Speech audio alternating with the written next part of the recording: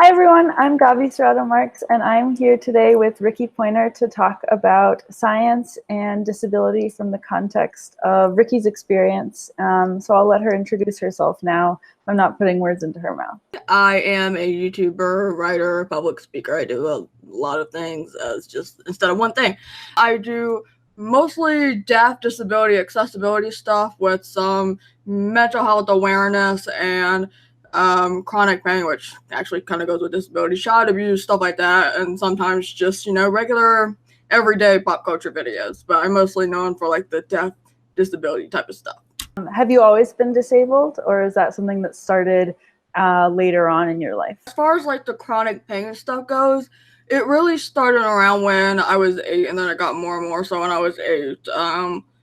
Some people consider mental illness as a disability, so I have depression, so we can factor that in as well. But the main thing is that I'm deaf. I have some residual hearing, but we go with deaf.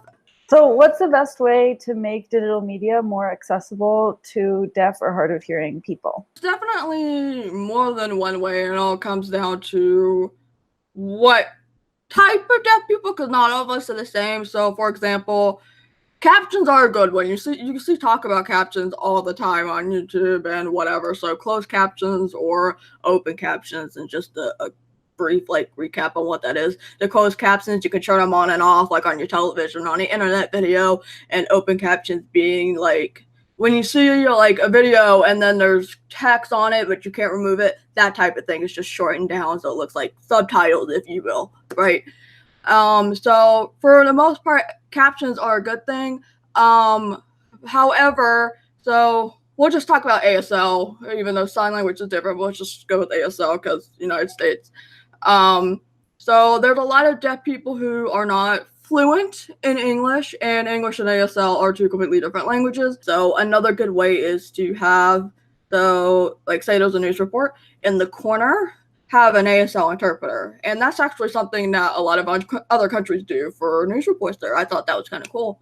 And one other thing is, for more specifically, this works for all of us, but for deaf blind people who may not be able to see the captions because sometimes they could be wonky or too small or whatever, if there's a transcript, say on Google Doc, which is what I use, they can use, let's say, their MacBook, so they use the settings and they make it bigger, more bold, or whatever. So captions, ASL interpretation, or sign language in general, and a transcript.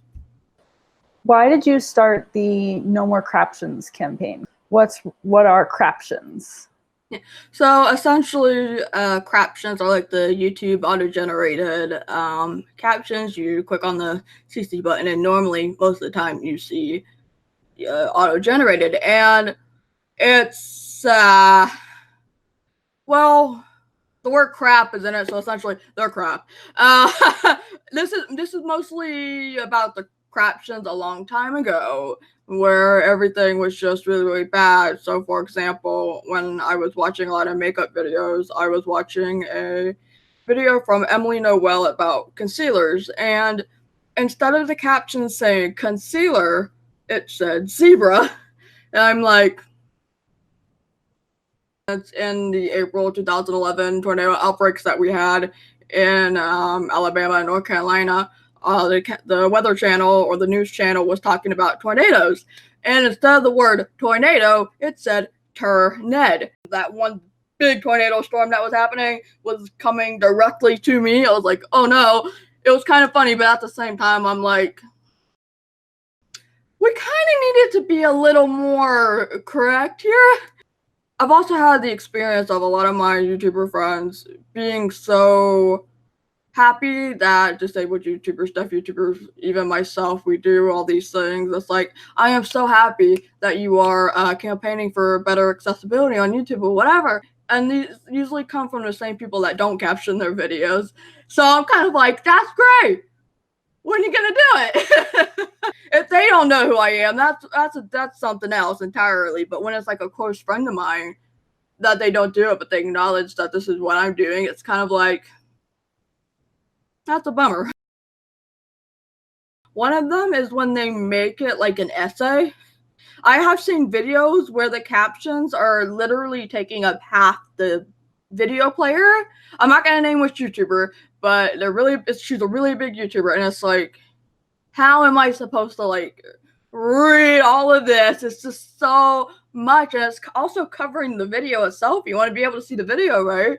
And so sometimes it's an essay, and then sometimes you have one sentence, but it's like one full sentence that takes up the entire width of the video, and then one little line is like on the second break. There's like one word. I'm like,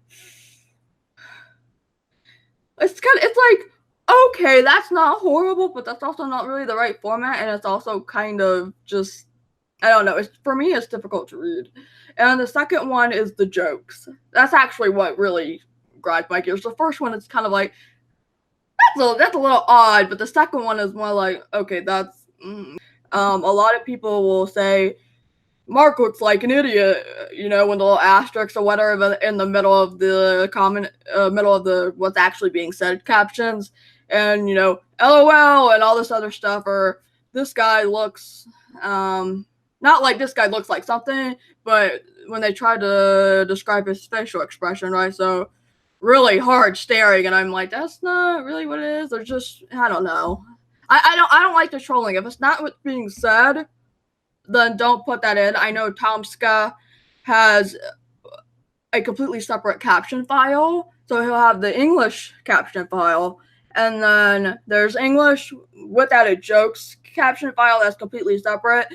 While I don't completely care for that type of thing, I do like that if he has it, it's completely separate, so that way people can have the accessibility that they actually need and want, versus, okay, the accessibility, but also LOL, something joke right here, right? So, what is the emotional impact when something is not captioned? It's kind of like a lot of different emotions. There's a lot of frustration, especially if it's about politics, if it's about, you know, natural disasters. You know, it's hurricane season. We're in the peak of hurricane season. Even the live captions on the Weather Channel, it doesn't look right. Sometimes the captions will stop right in the middle, you know, when they break into commercial. They finish what they're saying, but the captions will stop right wherever it stops. And it's like, we're missing information that we need.